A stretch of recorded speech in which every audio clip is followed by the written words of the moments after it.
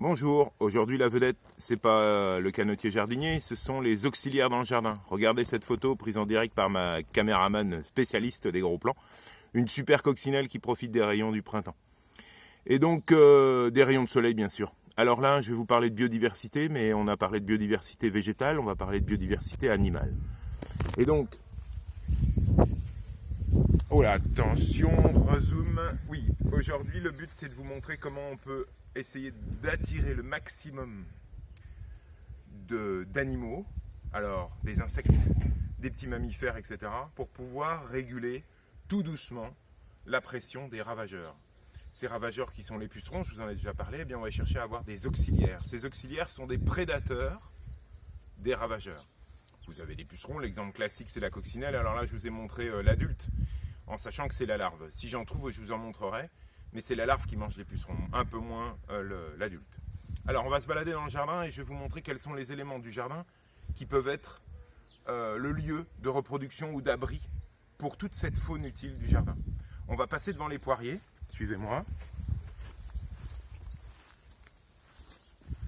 Et vous avez ici, regardez, sur ces poiriers palissés, une super abeille domestique qui est en train de butiner donc ma fleur de poirier.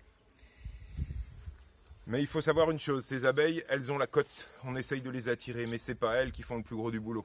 Celles qui font le plus gros du boulot, c'est tous les autres insectes. Et je pense entre autres à l'abeille solitaire. Ces abeilles domestiques, on pourrait même parler d'espèces envahissantes. Alors je vais un peu provoquer, mais c'est un peu ça. Ce sont des abeilles qui ont été amenées par l'homme.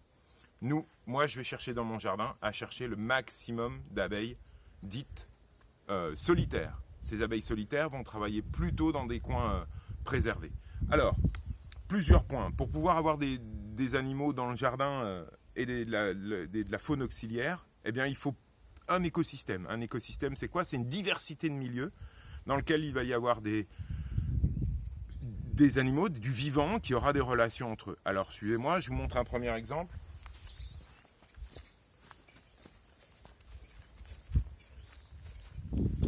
Ici, comme dans tout jardin, vous devriez avoir un point d'eau. Ces points d'eau sont très intéressants pour tout ce qui est batracien, tout ce qui est petit lézard, tout ce qui va être faune qui va réguler ces ravageurs. Là, c'est un petit point. J'essaye d'imiter la nature. Et donc, surtout, si vous voulez des auxiliaires, laissez un petit peu de bordel dans votre jardin. La nature, laissez-la reprendre ses droits. Et vous allez canaliser un petit peu. Mais là, un point d'eau, c'est très utile parce que tous vos insectes auxiliaires vont venir s'abreuver. Donc n'hésitez pas à laisser des petites gamelles d'eau régulièrement alimentées pour pouvoir alimenter vos auxiliaires. Alors, autre chose, suivez-moi.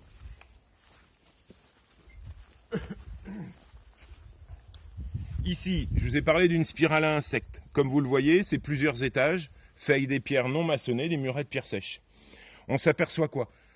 Que toutes ces pierres sont un véritable écosystème à part entière. Ça veut dire que chaque insecte peut rentrer dans les alvéoles. J'ai des tonnes de lézards. Alors là, forcément, pour les filmer en direct, ma caméraman essaye, mais c'est un petit peu compliqué.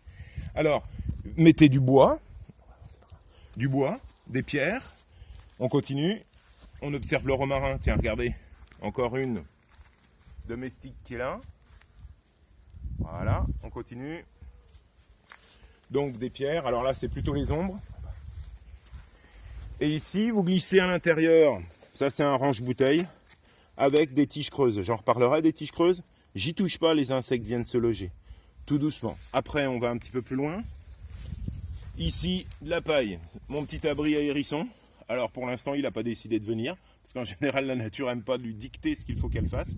Mais je vais avoir souvent, dans toutes ces pierres, plein de niches. Ce qu'on peut appeler des niches écologiques. Où je vais avoir plein d'auxiliaires à venir se loger. Et puis, alors vous le ferez peut-être pas tous, mais l'important, c'est de mettre du bois. Le bois est une réserve de lieux pour pouvoir concentrer ces insectes auxiliaires. Ils vont broyer le bois, je pense aux guêpes solitaires, je pense à tout ça, qui vont venir se loger là-dedans. Donc moi, bon, il y a le petit côté esthétique bien entendu, mais j'ai mis des tonnes de bois séché pour que chaque auxiliaire puisse venir se loger. Alors, il y a bien entendu le fameux hôtel à insectes. Tout le monde me demande comment faire un hôtel à insectes. Et je vais pouvoir vous montrer. Alors, l'hôtel à insectes, une vieille caisse, vieille tuile, des briques plâtrières, ça c'est sympa parce que ça retient l'humidité et puis à l'intérieur on peut mettre plein de choses. De la mousse, des tiges creuses, des vieilles inflorescences, un petit peu de bordel. En gros, laissez faire soit votre côté artistique, soit votre côté bordélique. Et vous aurez, bien entendu, le meilleur des endroits pour pouvoir capter la faune sauvage.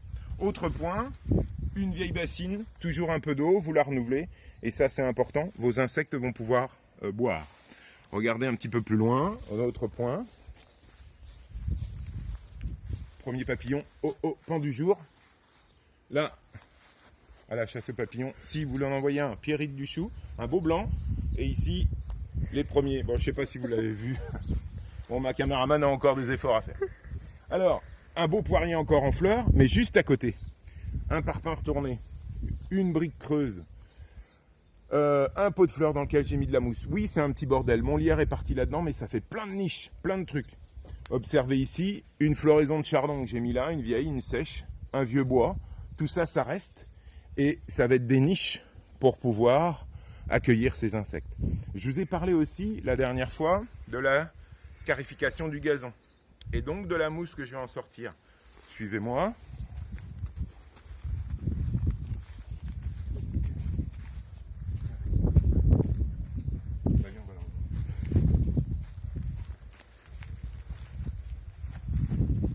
Ici, un vieil arbre pour cacher le fil à linge et toujours une source de bois pour mes hyménoptères, entre autres. Et puis là, des drives. Alors, c'est l'époque des drives, mais là, c'est des drives pour mes mésanges.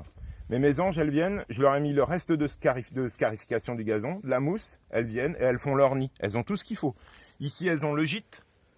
Elles vont pouvoir faire leur nid et le couvert. Alors, je répète, pour les auxiliaires, c'est important cette notion, le gîte et le couvert. Le gîte, ça veut dire qu'il faut des petits habitats partout dans votre jardin pour que vous puissiez les accueillir. Et le couvert, c'est de la nourriture. Alors la plupart du temps, pour tous les insectes, c'est du nectar qui se situe donc dans toutes ces fleurs qui sont en ce moment en train d'éclore. Mais alors, je pense aux oiseaux. Les oiseaux, je vais vous montrer quelque chose d'important en hiver.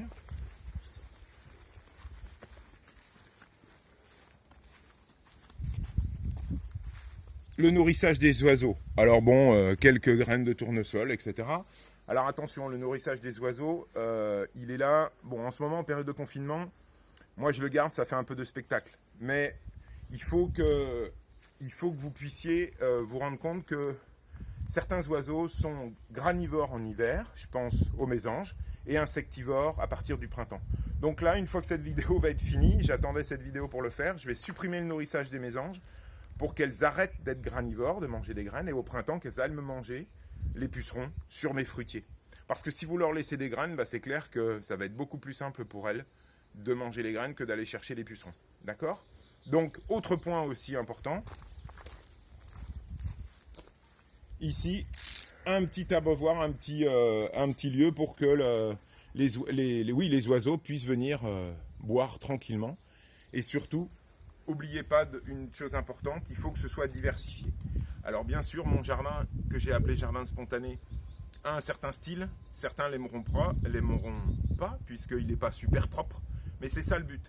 Il faut vraiment que vous ayez un maximum de diversité dans votre jardin, parce que comme dans une forêt, j'en parlais pour le travail du sol, il y a une diversité d'habitants, une diversité d'habitats, et c'est ça qui fait que l'écosystème s'autorégule. Si vous êtes trop propre, trop de monoculture, ça ne marche pas. Voilà, je vous laisse, et dans la prochaine vidéo, je vous montre comment faire quelques abris très simples d'insectes. À bientôt.